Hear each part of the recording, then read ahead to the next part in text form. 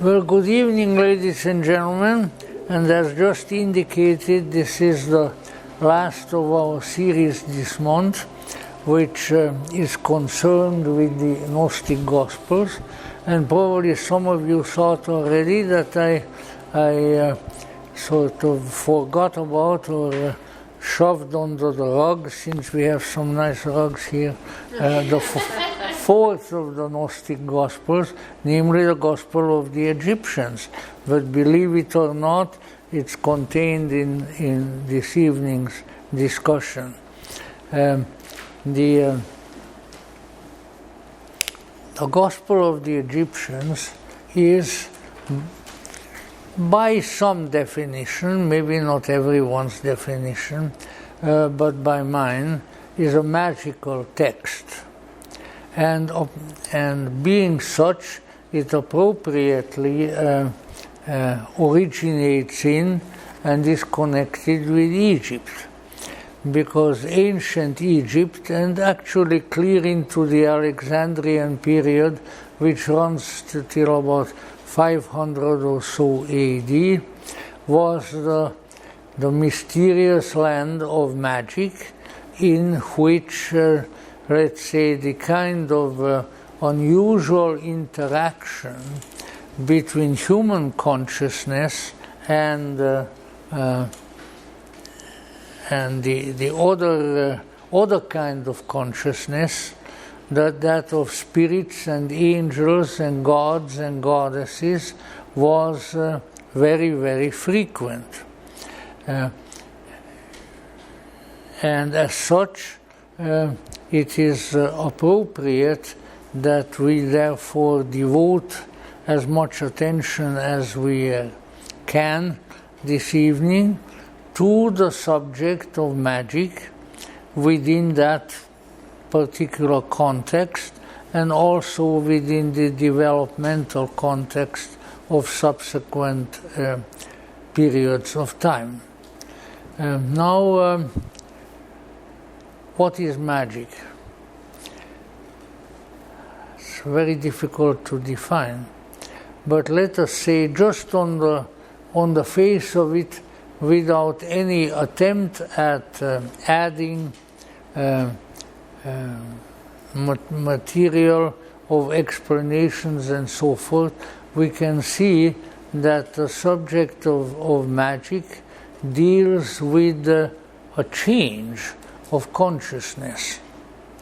That when people have in the past, or do in the present, or maybe will do in the future, engage in what is called magic, this would inevitably be combined with a strong change in their own consciousness, and sometimes of other people who are present. It has been justly said by, particularly by 19th century Egyptologists, that Egypt was the one civilization where the gods regularly walked and talked with men. By men here meaning not only people of the male gender, but by humans. And this I think is in itself an interesting observation, because right on the face of it, it indicates that curious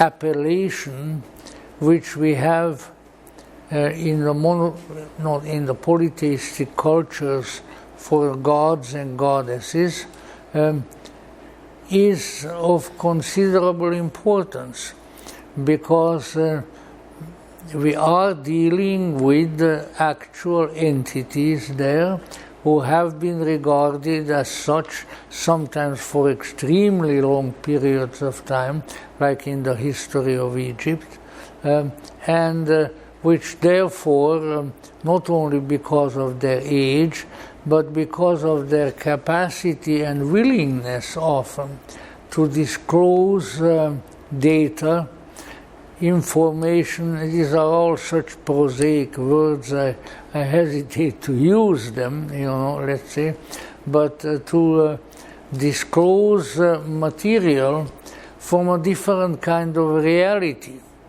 And this was, of course, welcomed by the people in the Egyptian civilization, in the Greek civilization, in the Roman civilization, each in a slightly different form.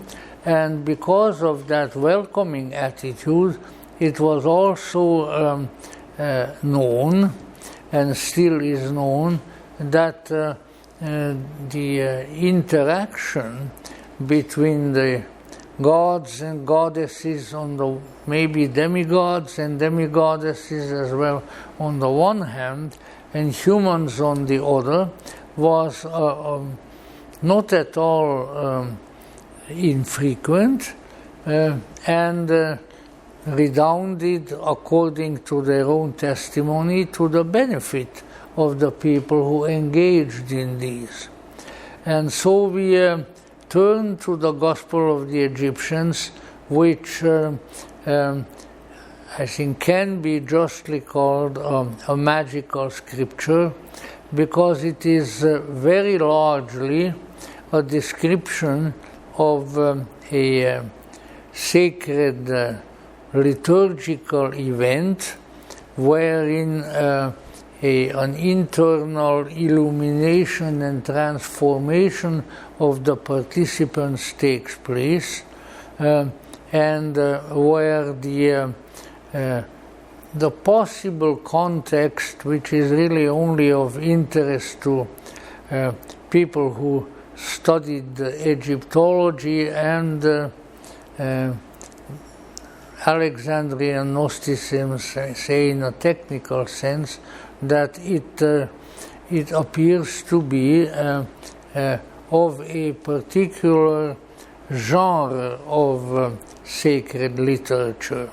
And this genre, in turn, has often been called the one of the magical papyri, which exist in scholarship to the present time, and in museums where you have an Egyptological department. The British Museum probably is the best in many respects in the world, but also in terms of its Egyptian collection.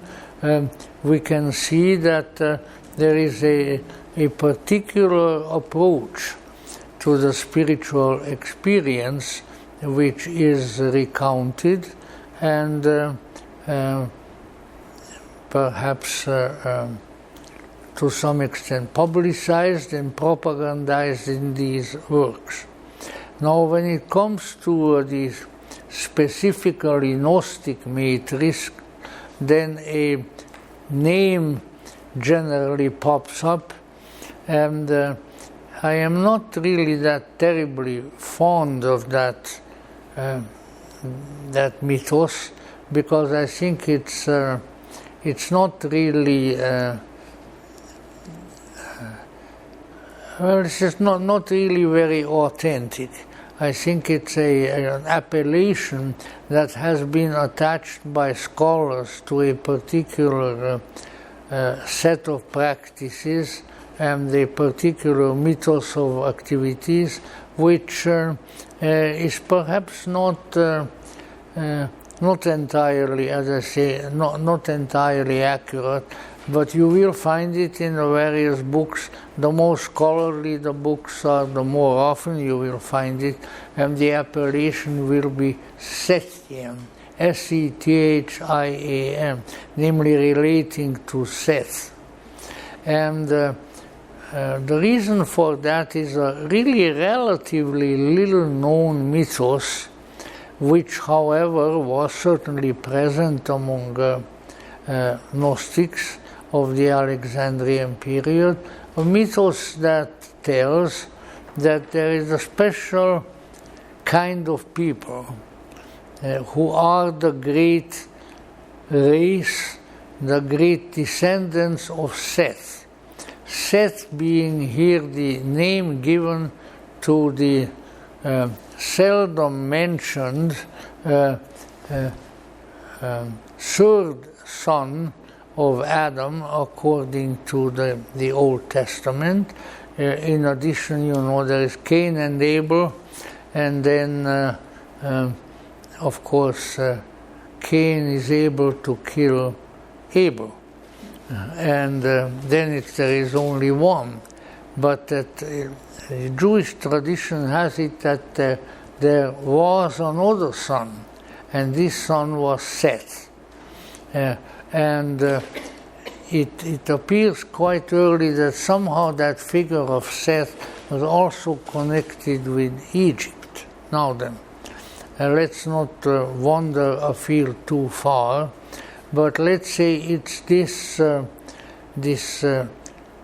very Egyptian and magical orientation that distinguishes some Gnostic writings which contain consciousness-altering transformational formulae recited or chanted by the practitioners, which in turn, let's say, caused the phenomenon that can justly be called magical, namely an increase and a radical shift of consciousness of those people who were present, which now leads me really to kind of my own definition of magic, which is certainly not only mine, but in various ways is present everywhere. Technically speaking, the name originates in the Mediterranean area near ancient Greece, where there was and there is a particular island which was noted for containing a tremendous number of lodestones, magnets, and the island itself was the island of Magnes. Now, interestingly enough, if you really are interested in the development of language, you will see that this island, with its name, has really influenced the naming of certain pursuits and experiences for an extremely long period of time. Because what does a magnet do? Well, I could say that generally speaking, and quite available to the naked eye, is the fact that a magnet draws certain metals, particularly iron, onto itself. So what does that mean to the naked eye? If you have a bunch of iron shavings and then you bring in a magnet and they all jump up and go to that magnet, that will mean that the magnet has increased. It's bigger now than it was a few minutes ago. And this in turn is the symbol of expansion and growth.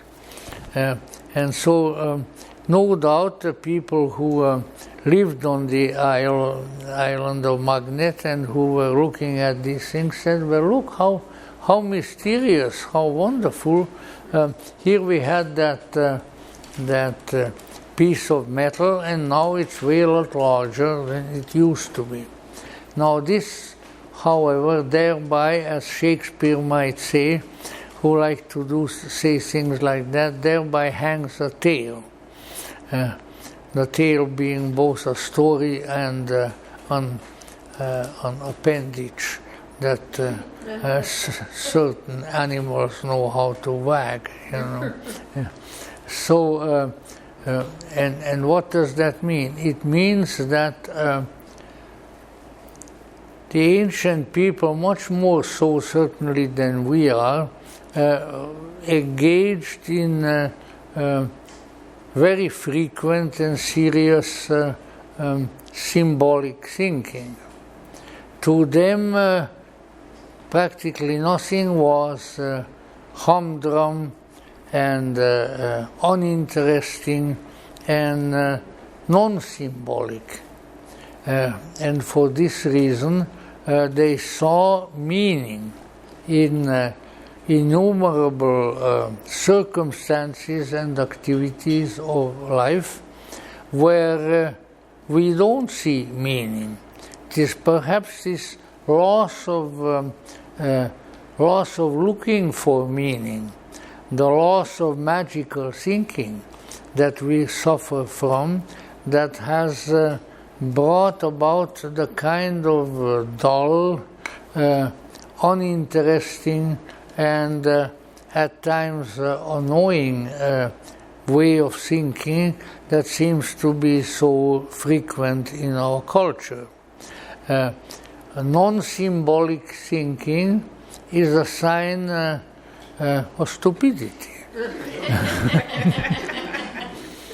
Because the intelligent mind is intelligent largely by virtue of the fact that it has imagination, that it has a symbolic sense.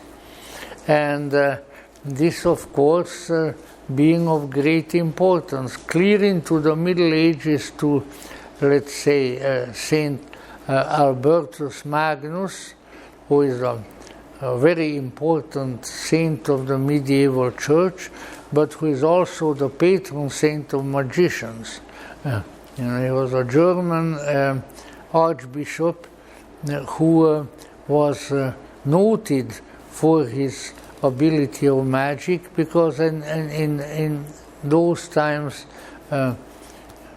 when ecclesiastics and their coterie practiced magic, that was always considered all right.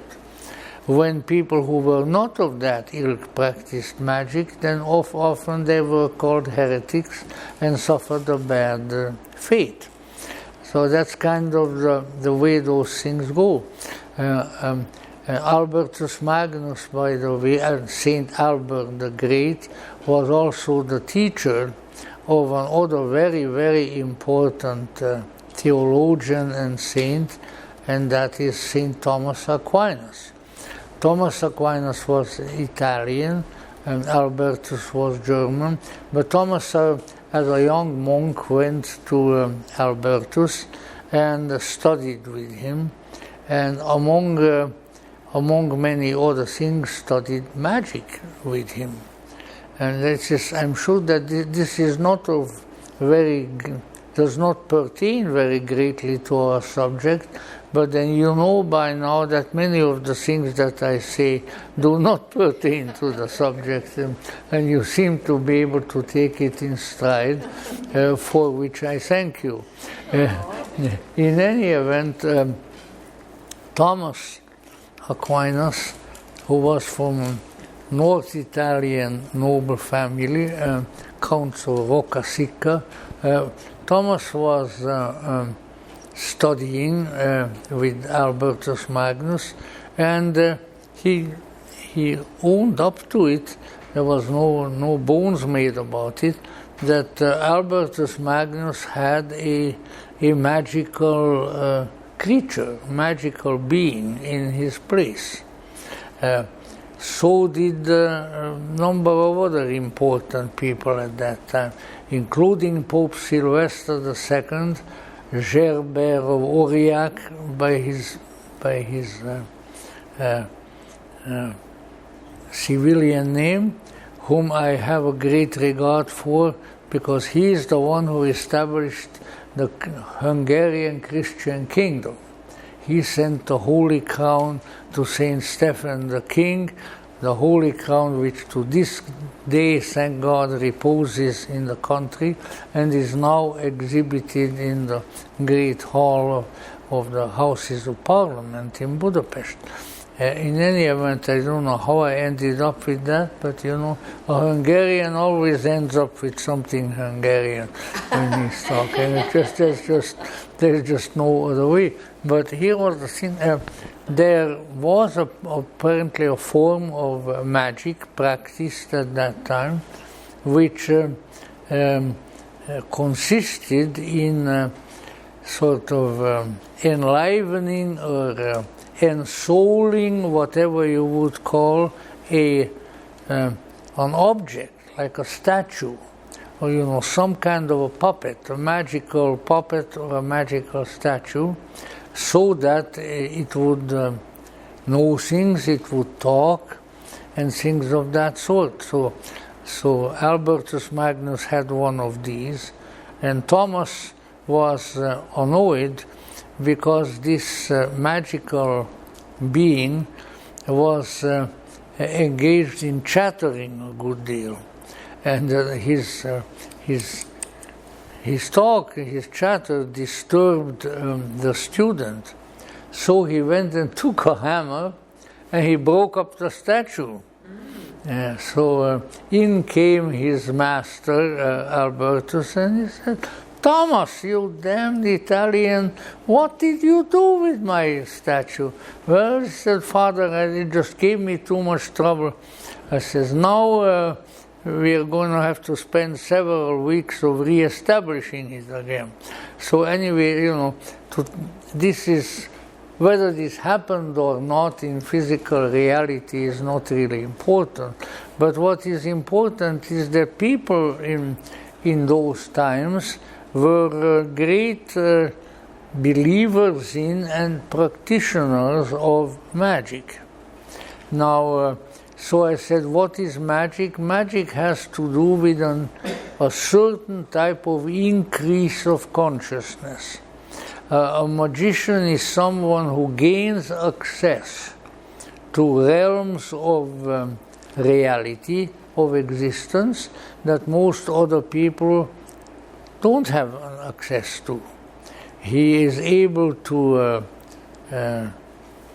observe and to commune with entities and beings that are not of a physical nature, but the experiences gained in such interaction in turn, so the people felt, enriched the consciousness of those who communed with them. So that if you were practicing some angel magic, which was quite an art clear into the 18th century, the foundations of the Martinist orders having to do with a lot of angel magic by way of a Hispanic magician, Martinez de Pasquale, who was, very important magician, and who gained, you might almost say, a whole system of cosmological system out of what he professed were his conversations with the angels.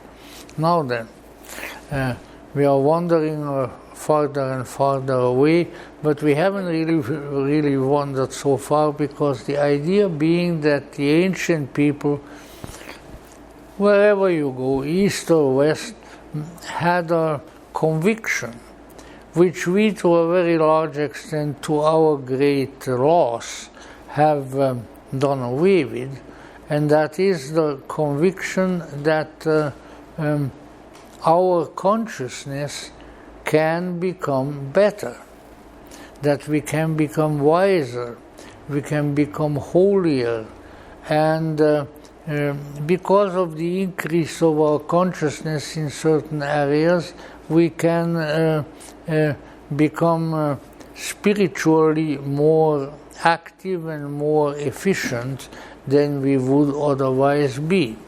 And so the symbolism of the island of Magnes and the magia, the magic art, which symbolically developed from that, has a great deal to do with precisely that. And now we find, to come back to our original subject, we find practices which appear to cause changes of increase and changes of consciousness in people, and which consequently stimulate their interior lives in particular ways, and as such were highly valued by people in many places.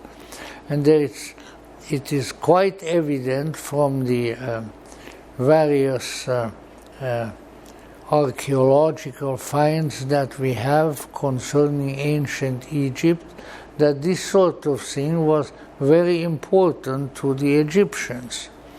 And so that the Egyptians left behind magical books, magical papyri, some of which are very exalted nature in terms of interaction with the gods, and others of a much more mundane nature, because that's how humanity divides itself.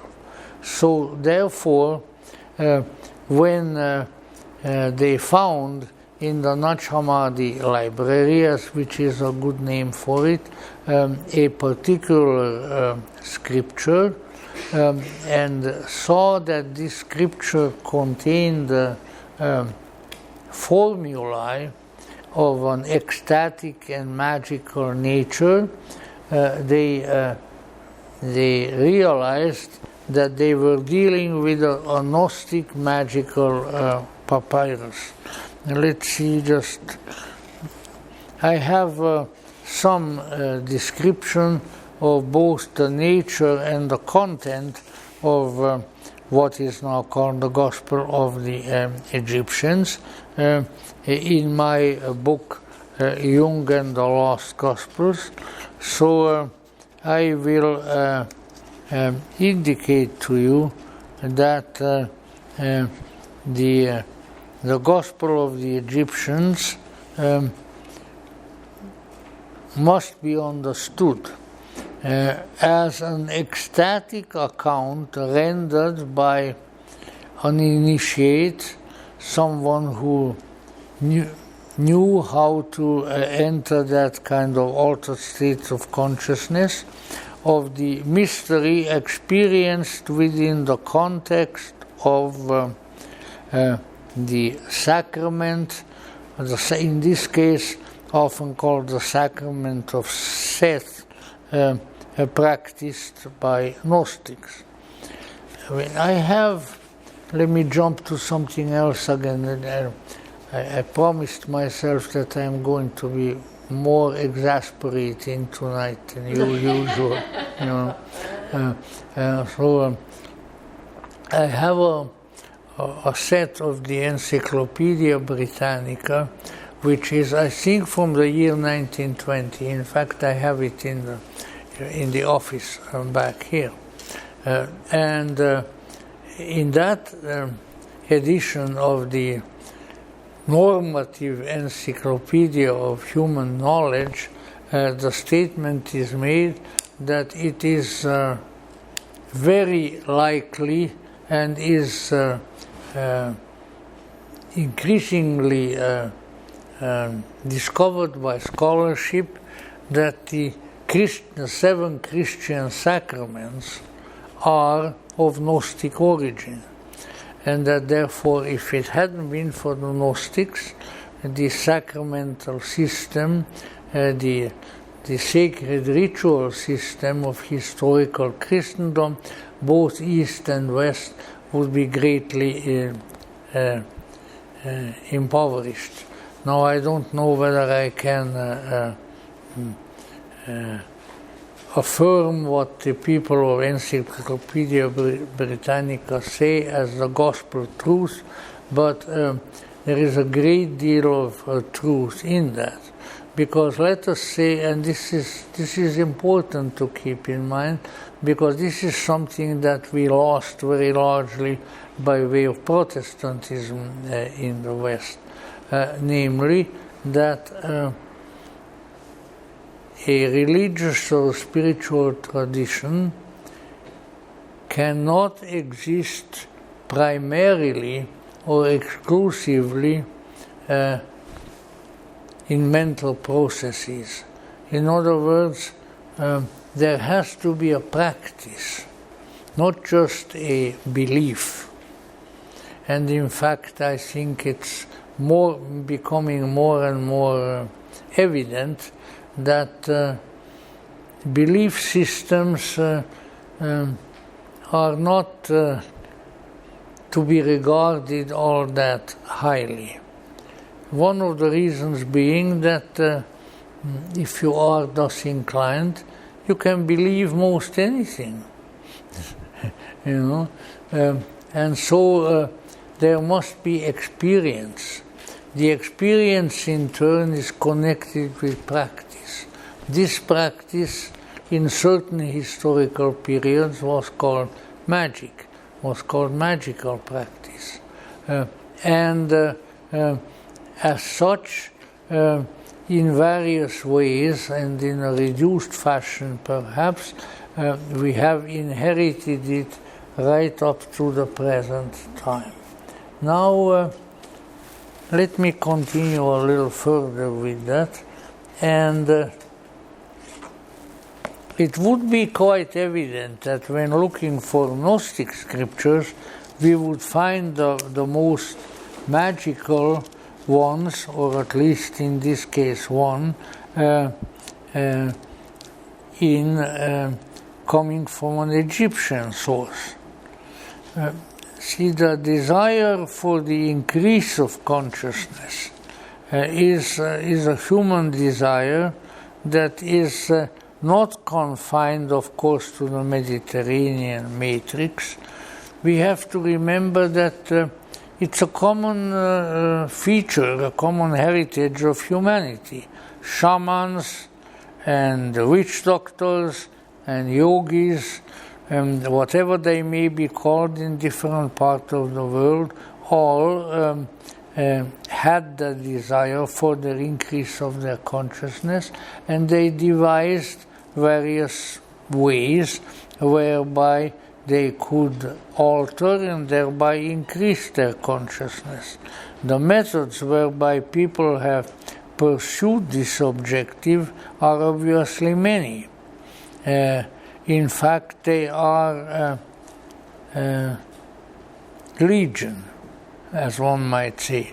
Rituals, psychedelics, meditations, prayers, even dancing, which was brought into prominence in more recent historical periods by some of the Sufis of Islam, and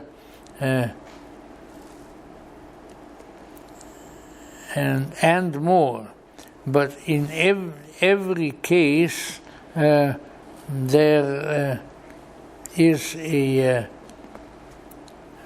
an intentionality of an increase of consciousness. Now then, and consciousness, of course, can increase into different, and alter and increase into different directions. So, as Carl Jung fairly early in his career pointed out, there are really two directions in which consciousness moves in human beings. They are outside and inside. The outside movement is called by Jung and that school of psychology extroversion, turning to the outside, and the interior thrust, on the other hand, introversion, or turning within. Now,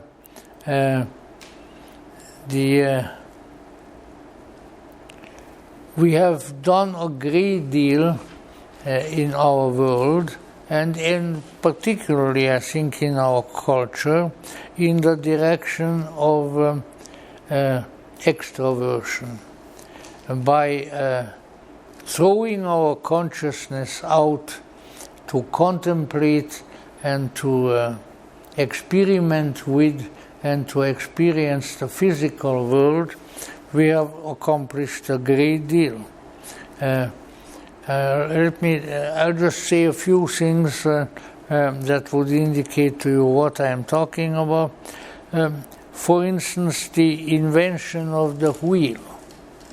You know, there were great civilizations, especially on the American continent, of the Incas, Toltecs, a number of people there, and these people were highly advanced in many respects.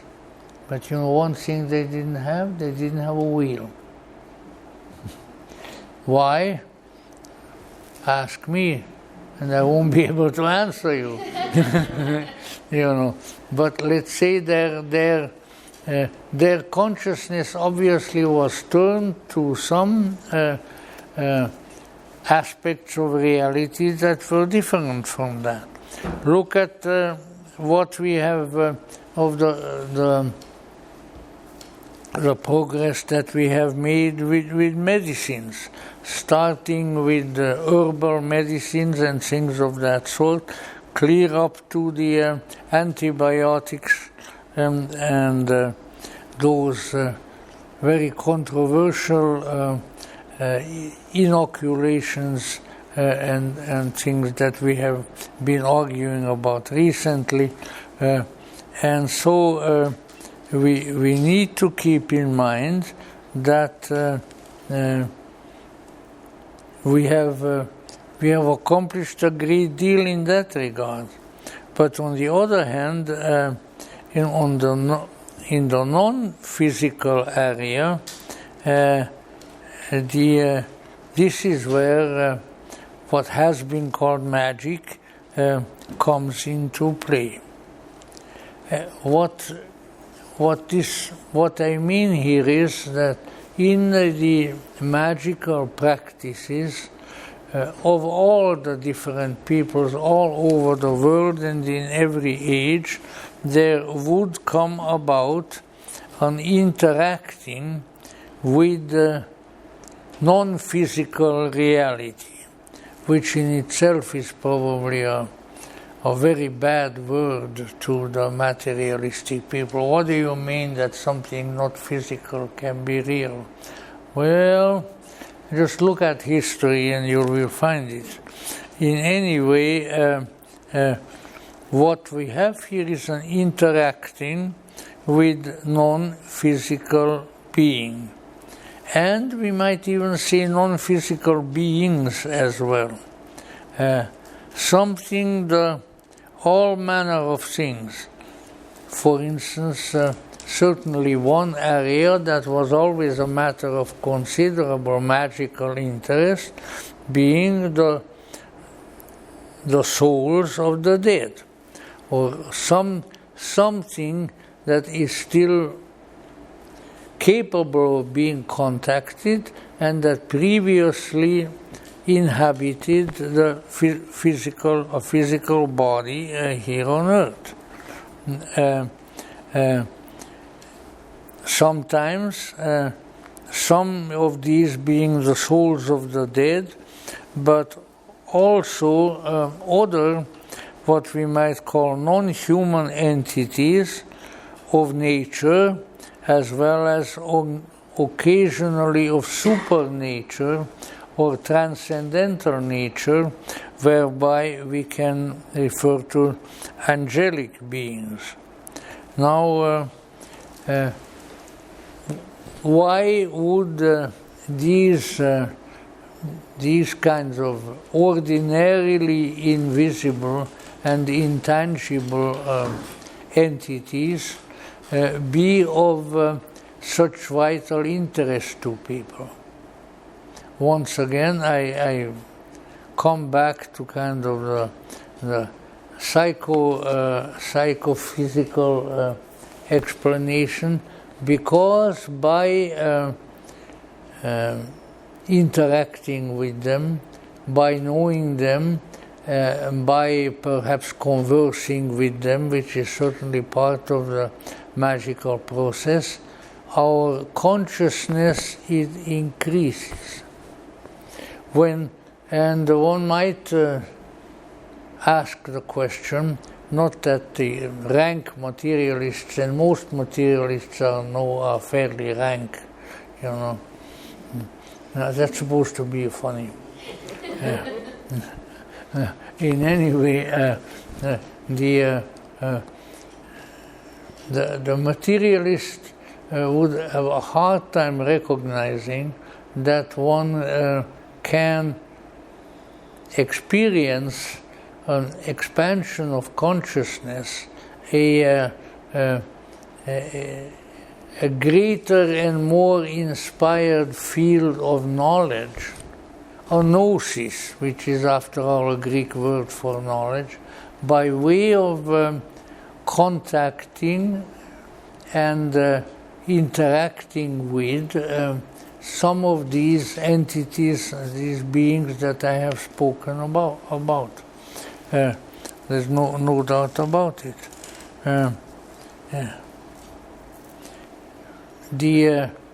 For instance, well, it is fairly well known in many different cultures, although of course with a different nomenclature and so forth, that there are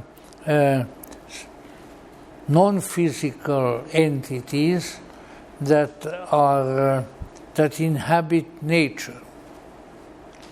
The term for them in some circles from a certain period on has been given as nature spirits. And we find these mostly in folk magic, by which we mean not a kind of magic that very learned and complicated minds have devised, but which has been present and has been practiced by people purely on an experiential basis. But of course, folk magic also easily degenerates into personalistic elements, such as the attempts to express and to live out our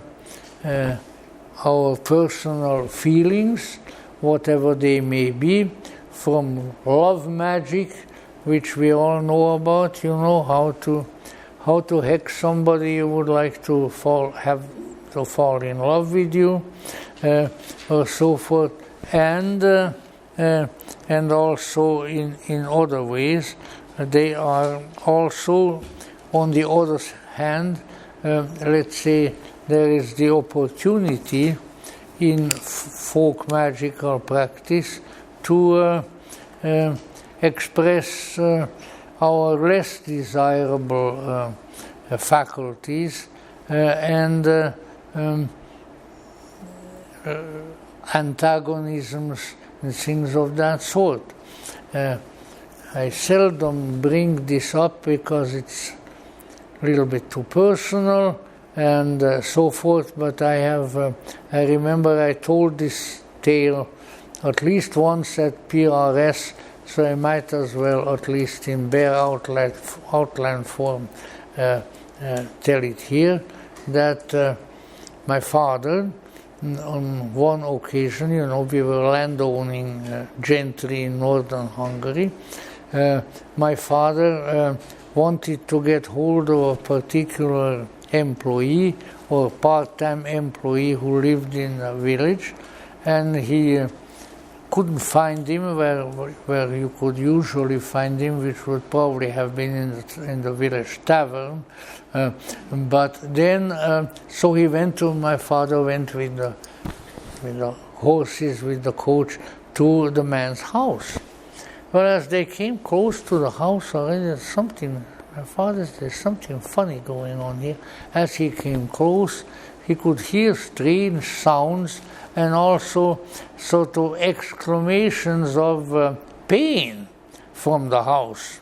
So my father went in, and here was the man of the house, nobody else present but this one individual, who was seemingly being beaten up by an invisible agency. He was there, and he was flying this way in the room, he was falling that way in the room. He was very unhappy and very badly treated by some invisible entity. And so my father, trying to help her, says, what's happening here with you? And he mentioned the name, it's so-and-so. What do you mean, so-and-so? Well, he says, that guy knows how to do these things, and he's angry at me. And so he sends this force over here to beat me up. Wow. And my father said, well, that's really something remarkable. I'll tell you what, you come on over here and get in the coach with the horses. We'll try to look this over a little more. So they got in and they went over to the house where the alleged malcreant and the beater-upper of this poor man lived. So they went there, and this is what they found. My father was a very truthful man, and certainly would not have propagated something of this sort if he hadn't experienced it. In the house where the beater-upper lived, the beater-upper was there, and he had, I don't know, a whip or a stick. And with this stick, he was beating up vigorously on a jacket that was on the floor. Dead object, jacket. And so my father went in and talked to me and said, what are you doing? Well, he says, I really have something against so-and-so, that was the other man, and by doing this I can do him harm. So my father said, well, don't do any harm to him, for heaven's sake, what are you doing here? Where did you learn this thing of beating up on your jacket and then have somebody else feel that? Oh, well, I learned that once from an old guy in another village, something. So what happened here was an act of hostile magic, folk magic of sort, that this man was capable of exercising. So my father kind of talked him out of it. He says, we need so-and-so to do work for us, and we don't want him to be beaten up through his jacket by you. So let's say it's a very simple act of hostile folk magic, which meaning that there's a simple practices that people pick up by way of some instruction and then are able to exercise them. Our friends, because we were quite friendly with them, and there are still quite a few of them around in Eastern Europe, the gypsies, the Tzigane, as we call them in Hungarian, or les bohémiens, as they are called in French, and I don't know what other names we want to find. Anyway, we're good at some of that material. Both fortune-telling, divination, and hexing people. Both love magic and hate magic. So, at a popular level, these things existed, and they still exist, and I think there never will be a time when they won't exist. which doesn't mean that we should get terribly excited about it and become some kind of rural sorcerers in modern Los Angeles, because I don't think it would redound to our benefit or to anybody else's benefit. But let's say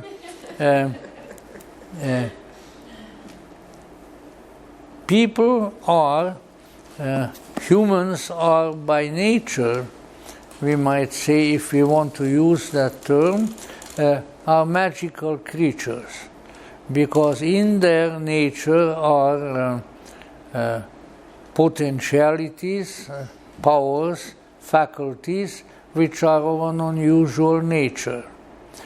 Some of it is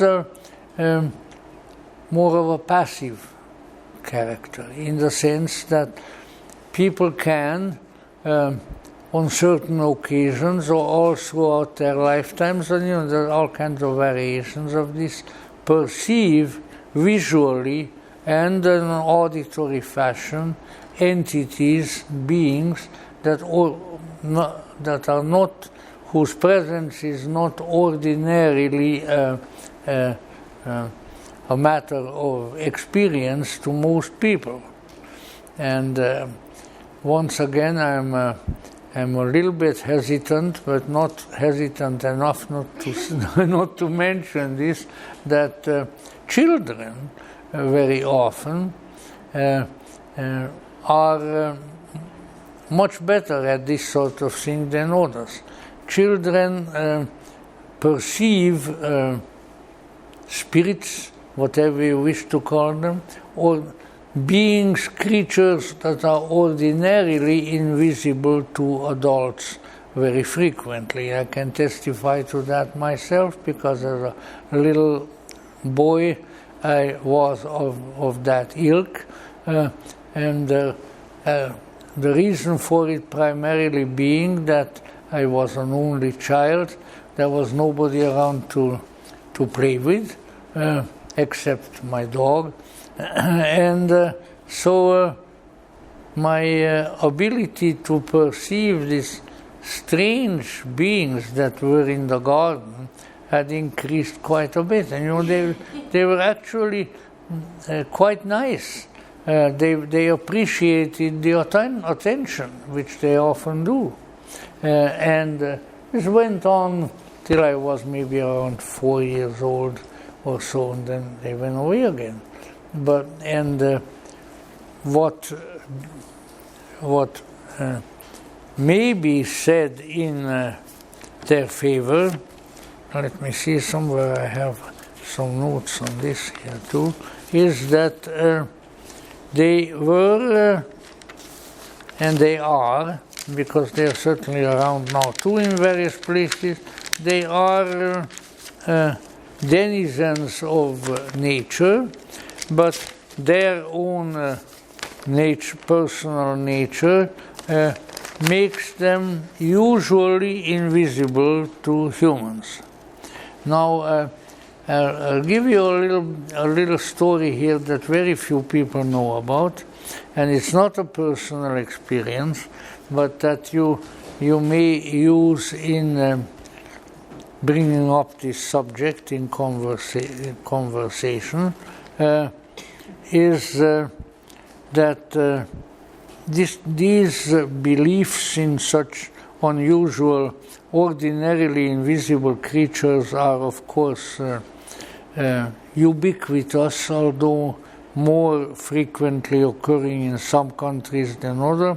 Like, I lived in the Alpine countries of Upper Austria, of Salzburg and the Tyrol, and there's a lot of belief in these various strange beings. But in the 1950s, I met briefly a very great scholar, Dr. W.Y. for Walter Evans Wentz, whom some of you may have heard of or read of, who was mainly known as a great expert in and writer on Tibetan Buddhism. He was raised in his early life down near San Diego, where he resided most of the rest of his life. But earlier in his life, before he became interested in the Tibetan matrix and met a particular Lama there, the Lama Dasikawa Damdup, who was his teacher in Tibetan matters and inspired his big Tibetan books. But before that time, he wrote a dissertation for his doctorate at Oxford, which doesn't take, let's say, nonsense very easily, which was in the book, if you can still find it anywhere. This was his doctor's dissertation in Oxford. It was entitled Fairy Faith in Celtic Countries. And there he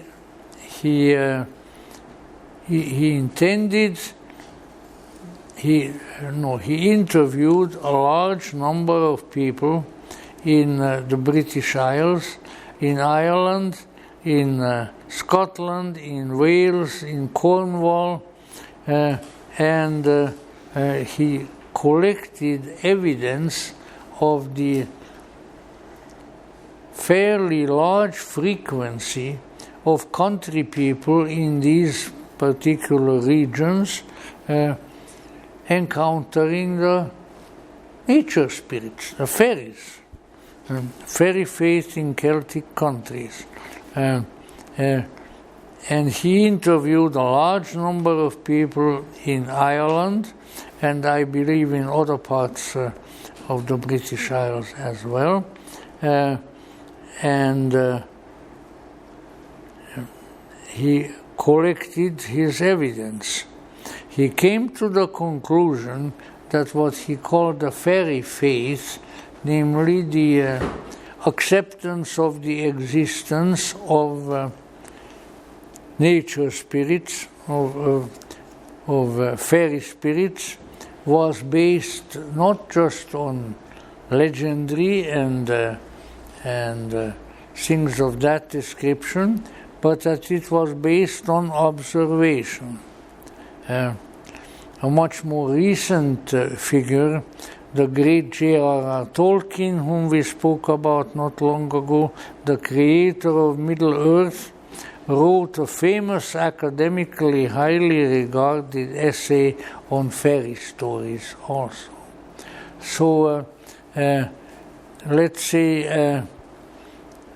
and by the way, Evans Wentz's great works, which made him famous on the Tibetans, are books like Tibet's Great Yogi Milarepa, Tibetan Yoga and Secret Doctrines, the Tibetan Book of the Great Liberation, and others, and also his book Fairy Faith in Celtic Countries that few people know about.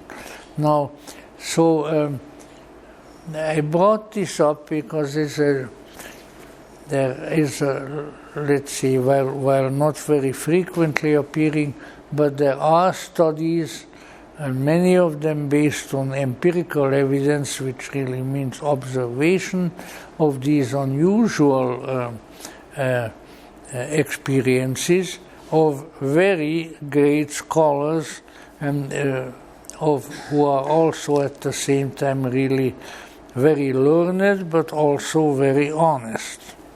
Now, let's see, what we need to keep in mind then, that is a particular experience that usually does not require a great deal of training on the part of anyone, but that people can readily run into. The ways and means and the habits of these nature spirits are quite interesting and quite amusing at times.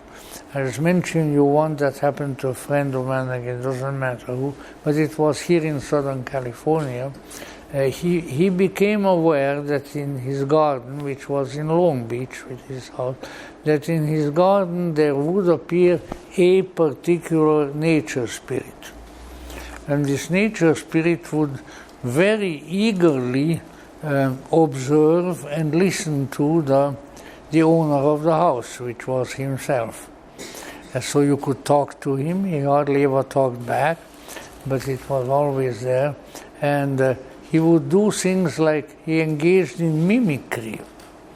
So my acquaintance, for instance, was out watering, I think, his plants, and he wore big rubber boots up to his knees for that activity. The little fellow, the spectral fellow who was living in his garden, all of a sudden had boots on. So he was able to change his own appearance to conform to that of somebody whom he was observing here and was apparently admiring. So these are some of the what we are really dealing with here, as far as we are able to determine, and we also have to be a little bit cautious in our judgments. What we are dealing with here are a certain category of entities or beings, which are again of a non-physical nature, but who are able to put on a quasi-physical appearance, and who are closely connected with the natural environment. But this is really we might say, the most simple, the lowest category of such invisible entities. So we need to look, we need to look a little further. Now, so let's say, as we invented many material things, so we might say that we are lagging behind in the interest in most people, perhaps not the people who are here tonight, in the interest in and activity along in the dimension of experience where magic comes from. So interacting with non-physical beings, something, as I said, sometimes the souls of the dead, sometimes non-human entities of nature, as well as occasionally highly exalted angelic beings. And now we need to keep in mind a historical development that is probably not very well known to most people, even to scholars. And that really has a direct relationship to our Gospel of the Egyptians, in the sense that the great land in thousands of years old of magic was always Egypt. And that when the culture changed and Christianity took over, the traditions and the traditional practices that were certainly very common in Egypt had to find an expression. And this there were two great, whatever we wish to call them, disciplines, two great activities which endured then for a considerable length of time, that originated in Egypt and that changed their appearance morphed to some extent with the passing of ancient Egypt and even the passing of Alexandrian Egypt, in order to survive for many centuries thereafter, and are really the subject of valid investigations even today. And they are alchemy on the one hand and ceremonial magic on the other. Now, alchemy has been very valiantly exposed and written about and investigated in modern times, particularly by C.G. Jung, who wrote no less but 5 big books about alchemy. I well remember when I was studying in the university in Innsbruck in Austria, and we were beginning to get interested in Jung. And I saw all of this stuff that was coming out of Switzerland on alchemy. I said, what's with this Swiss gentleman there? How come he's that interested in alchemy? Well, we found out that, as of course he explained in considerable detail in such books as Psychology and Alchemy and others, that there again we are dealing with a symbol system of transformation when properly and assiduously applied by people nowadays can still produce significant psychological changes in the people who does practice it. I think I mentioned here before, but it's certainly well worth repeating that the great Gnostic scholar and friend of C.G. Jung, the Dutch scholar Gilles Quispel, in our very hearing here in Hollywood, said to us, to a big audience, alchemy was the yoga of the Gnostics. And so that the discipline of alchemy, that while using physical symbolic agencies of chemicals, various physical substances and heat, so let's say a quasi-scientific discipline, which incidentally, unless you think that I'm fantasizing here, which I don't mind doing, but not right this minute, the very word alchemy is of Arabic derivation and was designed by the Arabs when they came to Egypt and conquered Egypt. And al-chem, al is the article, the THE in English, al-chem means the black thing. And the black thing means the black science. And why was it the black science? Because it comes from the black land, which is Egypt, which is subject to inundations with the black mud of the river Nile at very regular intervals, and which makes the country look black because of all the black mud that is around. So Egypt is the black land, al-chem, and this is the Egyptian science. And it is the Egyptian Arabs, the Arabs who came to Egypt and who displaced the Copts in many respects over there at that time. It's the Egyptian Arabs who really wrote the first couple of books about alchemy and carried alchemy then into other parts of the world, including Europe.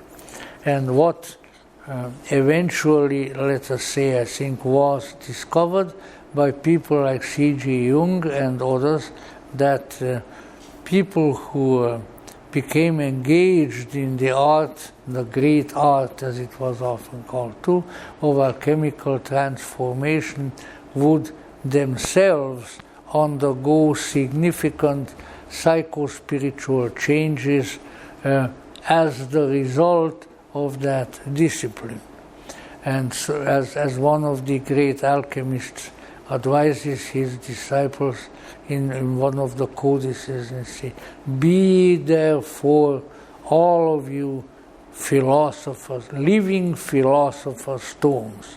The stone of the philosophers, the lapis, being the great treasure envisioned by the alchemists, into which the chemicals change, but that the human can become a living philosopher's stone, in the sense that we can change into a person of magical qualities and enlightenment, and that is the real and the generally secret objective of alchemy. Now, alchemy was regarded very highly and was never really persecuted by all the inquisitors and so forth, who just love to light another fire and burn up some other people, kind of well, no, I shouldn't go joking around about those things, but let's say it was all. Why? Because it was regarded sort of as we now would call it, the archaic science. It has all the physical accoutrements. There is a very wonderful alchemical collection of alchemical codices and pictures, artifacts at the Getty Museum, for instance, which is very much worth looking at. So keep that in mind. But we have some copies of interesting alchemical materials that we made ourselves. This all has to do with the Old Philosophical Research Society, because Mr. Manly Palmer Hall was very interested in alchemy, and he had a wonderful collection of alchemical written materials, which eventually we managed to get to Getty Museum to purchase, and it is there now in a special collection, so it can be seen. In any event, alchemy survived for a long, long time. Clear in the 18th century, and I don't need to go into details, I found evidence of much alchemical activity, for instance, in my home country. Usually connected with Masonic lodges. I hope there are some brethren of the craft present, and they would understand. But let us say, still in the 18th century, most Masonic lodges, at least in my native country, would have attached to the lodge building another building which was an alchemical laboratory. And I am convinced that this kind of intense interest on these were all high-ranking military officers, officials of the imperial government in Vienna and places like that. These were not dumbbells.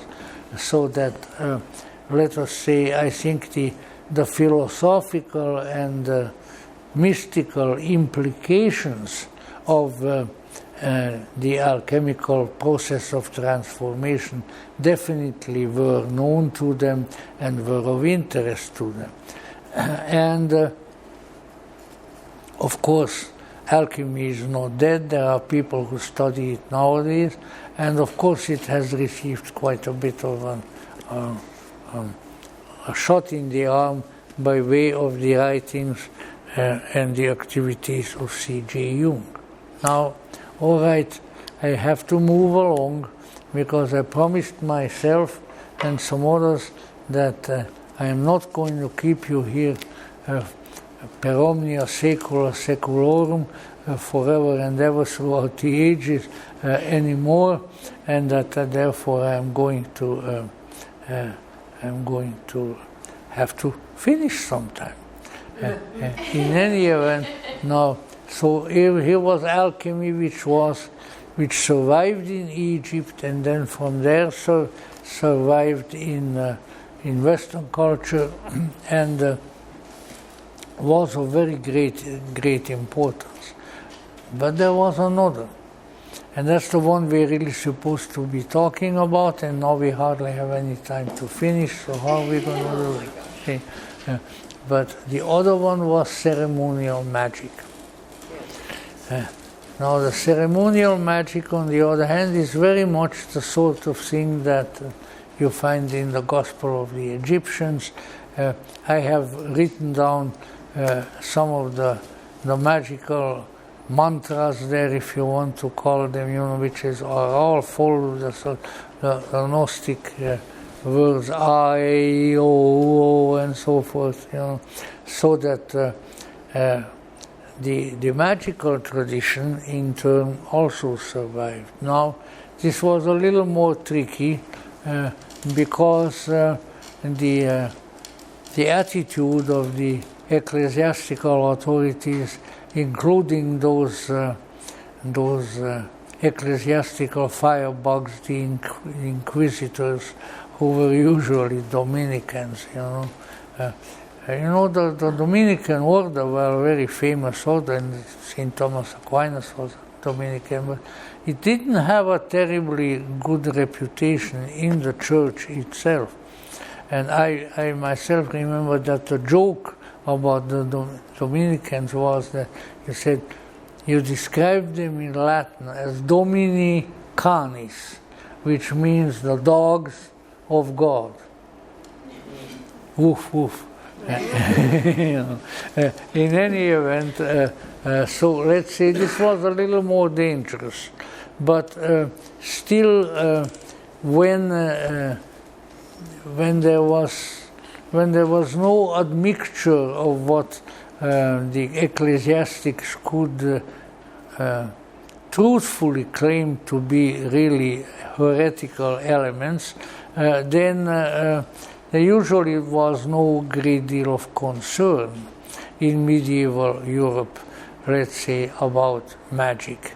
In fact, it was quite frequent, so I understand from some historical books, that in most villages the priest would say Mass, of course, on Sunday morning, and then Sunday afternoon, when it started getting dark, then he went to another place and did some magic, made a magic circle and was invoking various entities, because he said, well, there's no harm is being done, and that's really true. So that, let's say, it was a particular discipline that had a good deal of interest and a good deal of recognition. Now, since our time rushes along with us so fast, I'll tell you very quickly as to what the, let's say, the various steps of the ceremonial magic are.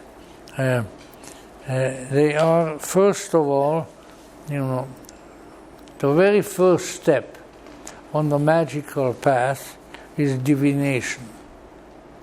So if you are reading the tarot cards, maybe even if you are practicing some astrology, any of these things, whether you know it or not, really you are engaging in an early form of magic. Now, why would that be the case? Well, because in every discipline, occult or secular, there has to be a way of practice, a way of becoming a practitioner. And so there are these various steps of the ceremonial magic which affinitize the individual to the magical consciousness and therefore qualifies them for the practice of magic. So it starts with divination. Then there comes something that is very easily misunderstood for being something, woo, woo, woo, black. and that is evocation. Now, to evoke something means to call something forth. Right? Now, what evocation really means is that there are practices, magical practices, whereby a certain class of entities, the so-called submundanes, there are other names for them, can be called forth and can be conversed with. They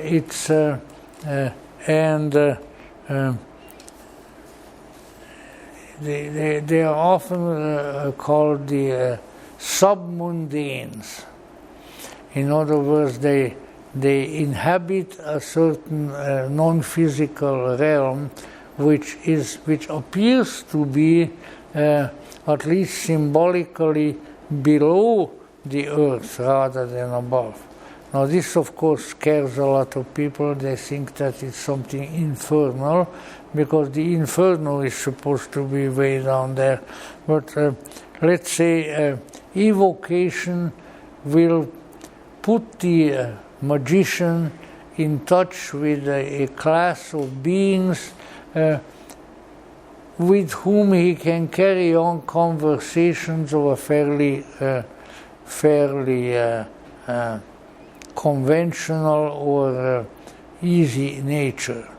The submundanes who are evoked are seldom dangerous, but of course, with all invisible beings, there are some rules that need to be observed. But anyway, that is sort of the order. From divination to evocation, then the next step being invocation. Invocation, you evoke and you invoke. So it's the invocation is of supernal entities, which at least in many instances might be described as angelic. There have been books, there have been grimoires, as they are often called, written in all of these disciplines, like the Lesser Key of Solomon contains the formulae for evocation, as it is called. It's being sold in bookstores, while evocation in turn is in the Key of Solomon, which is a much more complex and in many ways kind of more religious sounding practice. But anyway, it is there. And invocation. Now comes something that is seldom mentioned, it is of very, very great importance, and is really my reason for ever having become interested in ceremonial magic. And this is the interaction, whatever you wish to call it, with the supernal entity of the human being himself. In ceremonial magic, this higher self, whatever else it may have been called, is usually referred to in order to placate the pious Christians as the holy guardian angel. You know, there's teaching about in Christendom about guardian angel, and it is not without good reason. Although from time to time the interest in guardian angels flares up, and then of course all the Doomkopfs get into the act, and they, oh yeah, I encountered my guardian angel. He kept a rock on the Malibu Canyon road from falling on my car. Really, give me a break. You know, in other words, that's not the kind of thing we are dealing with. This was a term utilized just because the ceremonial magicians didn't want to be called devil worshippers or various other unpleasant names. So they said, well, we want to get in touch with the individual guardian angel, the individual higher spirit of the person. And therefore there are let's say, various practices which are quite involved and which should really be preceded by a study of various matters of this sort, and which then do promise, and that time they deliver the promise that the human personality gets in touch with its own higher self. You find examples of that as early as in the Poimandres of Hermes and others, and it has been with us ever since. So this is the magic of the Holy Guardian Angel, which also has certain steps. The first achievement is the vision of the Holy Guardian Angel, where the person becomes aware of his own spiritual self, but in a visible form. After the vision, the next step is conversation. So after a visionary contact has been made, then the individual may be able to interact in a conversational fashion with this higher self. And finally, the great and ultimate achievement toward which every good ceremonial magician aspires, and for that matter every mystic of whatever background, is the union with the Holy Guardian Angel. So what is this all about?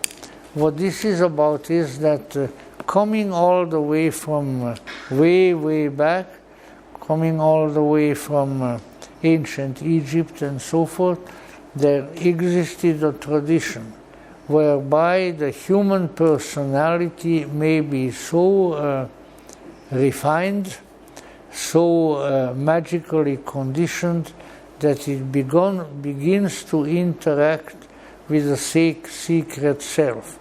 Now, you know, the Egyptians went in for all kinds of complex ways in this regard, and you know, they had about five different souls. The Ka, the Ba, the Kaaba, a number of others. The Ka is symbolized as a bird, raven, flies over the dead body. You know. So in any event, what we have here is that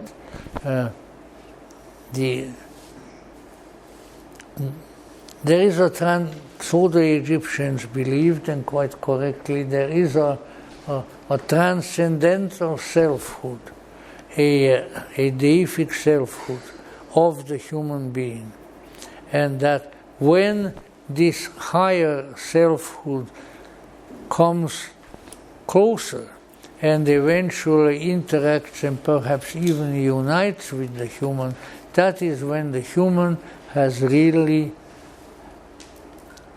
achieved his or her own transcendental status.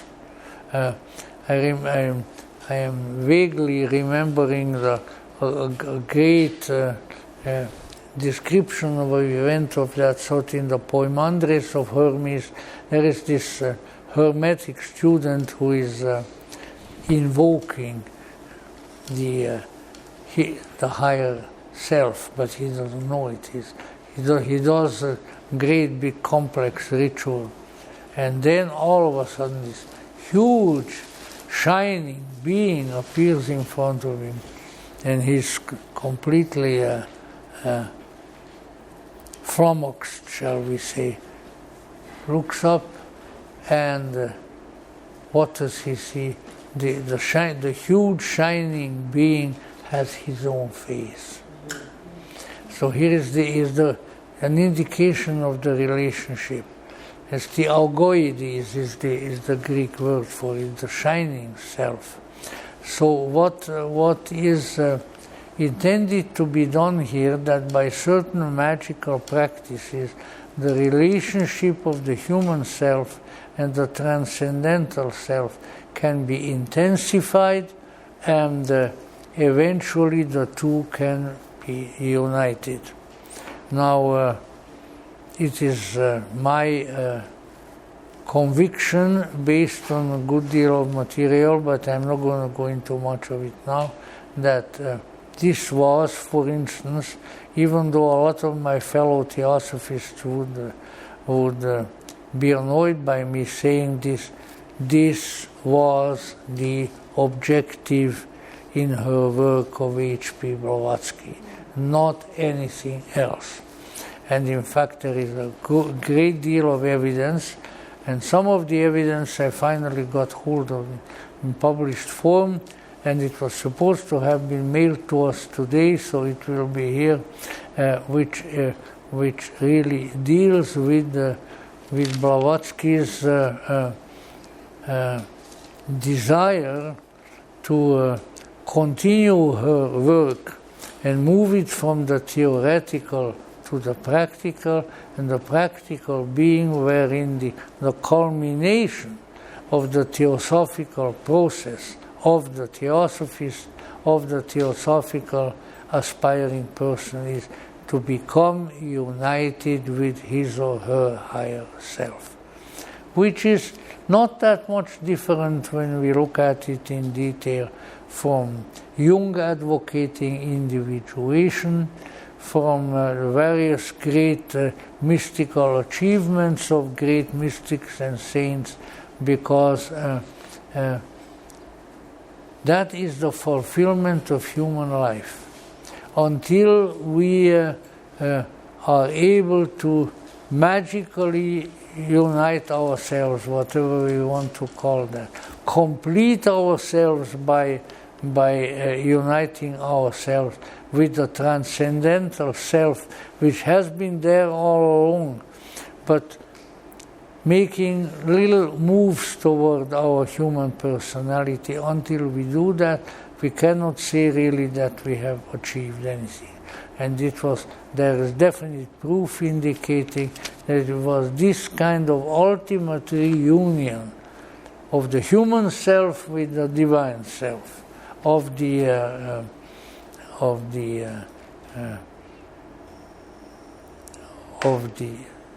HGA, as the ceremonial magic is called, the holy guardian angel, and the human.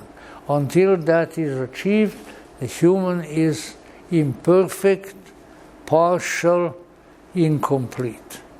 Now, don't feel bad that you are partial and incomplete, because we all are, but we can be aware of the possibility that we can be more, that we can actually have the vision, the conversation, and ultimately the union with our celestial or angelical selfhood.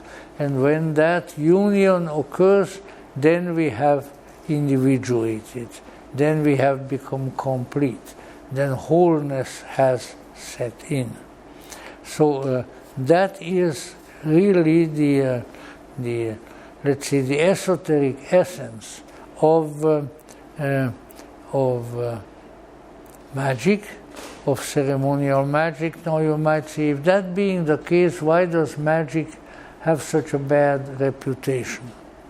Well, because there are a lot of ways to be diverted from moving toward the ultimate objective. It's kind of it can be kind of exciting, maybe even kind of fun, to converse with nature spirits. It can be even more fun to achieve other contacts in the greater worlds, magical contacts. Magic can be fun, but one should not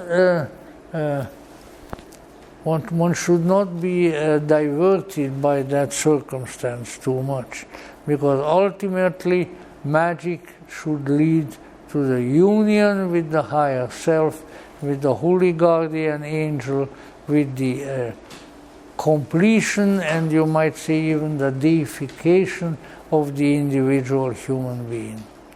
And so whether we are dealing with, let's say, alchemy, with the yoga of the Gnostics, or whether we are dealing with the magic of the Gnostics, we are engaged in the great work, which is to make us complete, to make us whole, to make us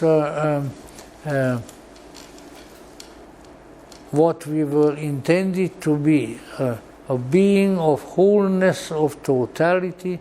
And it's not without any good reason that whole and holy have such a similar term. So we need to remember, therefore, that no matter where our status, whatever we are doing, what we may be studying, what we may be aspiring, we are all magicians, because we are all engaged in a magical transformation of ourselves, which transformation in due course of time would lead to our completion, to our wholeness, and thereby really in many ways the fulfillment of the purpose of life. Because that kind of wholeness, that kind of transcendental union, a good case can be made and has been made that that's why we came here. You know, we are not here because in order to get rich. We are not here to own Silicon Valley, which would be a frightful bore, or anything of that sort. But you know, we are here to become whole, to become complete, to have become our angelic selves and our human selves together.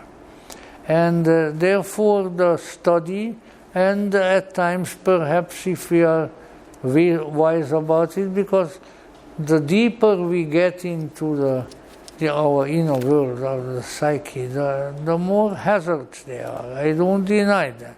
There are always dangers, because the non-physical world is tricky. You know, the spirits like to play tricks, and we have to be careful, because otherwise we might get tricked too much. So there has to be an insight and a resistance to tricks. But we are engaged, and I'll conclude on that note, you know, we are engaged in a process of magical, alchemical transformation.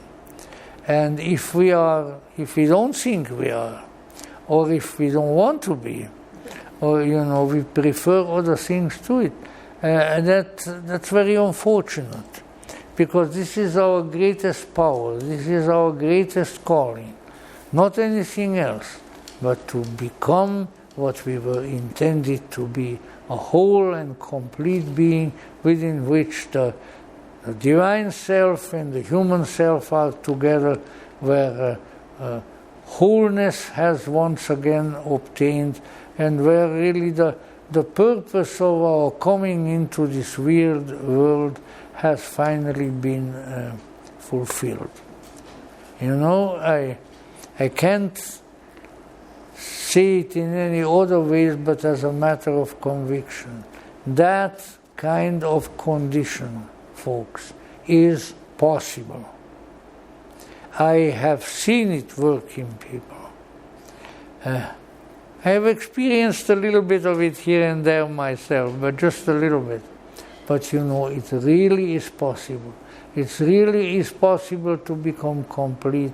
It's really possible to reach the ultimate guidance, the ultimate holy guardian angel. It is more important than all the other fiddle-dee-dee of occult lore. Why? Because that is the purpose. That is why we are here. And the sooner And the better that is completed, the happier we will be, the more wonderful our life will be, and the greater our capacity to do some good. Because people don't realize, oh well, no, all you got to do is give money to charities and so forth. You know what? That's not the way it goes. That's not the way it goes. In order to do good, we have to be good. That's difficult. And by being good, I don't mean following a bunch of commandments, but somehow having called on the best part of ourselves, on the wisest part, on the sweetest part, the kindest part, the most compassionate part of ourselves. If we call on it, it comes. It wants to do so. But we have to be there, call for it, and be there to receive it. If we can do that, then the purpose of life is fulfilled. And that is magic. That is the magic of life.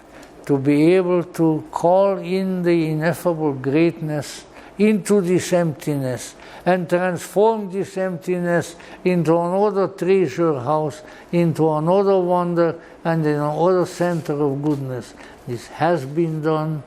It can be done. It is being done right now by some, and by gum and by golly, if we work at it hard enough, we will be able to do it too. And thank you very much.